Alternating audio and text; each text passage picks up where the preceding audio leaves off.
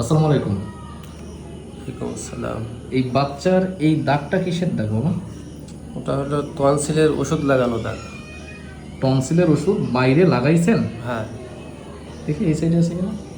দুই সাইডে। তো এইটা লাগানোর ফলে টনসিল কমে গেছে? হ্যাঁ, কমে গেছে। তার মানে এই চিকিৎসাতে আপনি বিশ্বাস করতেছেন, তাই তো? হ্যাঁ, এই দাগটা কতদিন থাকবে আপনার চিকিৎসক কি বলছে? এর দাগ হয়তো 15-20 দিন। 15-20 দিন থাকবে। যদি এইভাবে চিকিৎসা করে, আমি এটা কখনো দেখিনি, আমি আজকে 8-10 বছর এই চিকিৎসা সেক্টরে আছি, আমি এই ধরনের কেস কখনো দেখিনি যে বাইরে থেকে কিছু ব্যবহার করে ভিতরের জিনিস টনসিল এভাবে ভালো করা যায়। একটু সচেতনতা তৈরি করার জন্য এই ভিডিওটা করা, যে এগুলো হচ্ছে অপচিকিৎসা, এগুলোর লং টার্ম কিছু ব্যাড ইফেক্ট থাকে।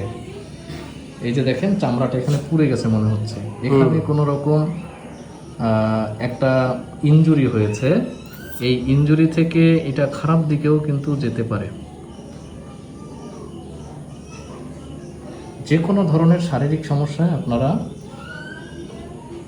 উপযুক্ত ডিসিপ্লিনের ডাক্তারের সাথে যোগাযোগ করবেন। কোনো ধরনের হার্বাল বা অন্য ধরনের কোনো টোটকা চিকিৎসা না করে সঠিক চিকিৎসা নেবেন। সবাই ভালো থাকবেন। আসসালামু আলাইকুম।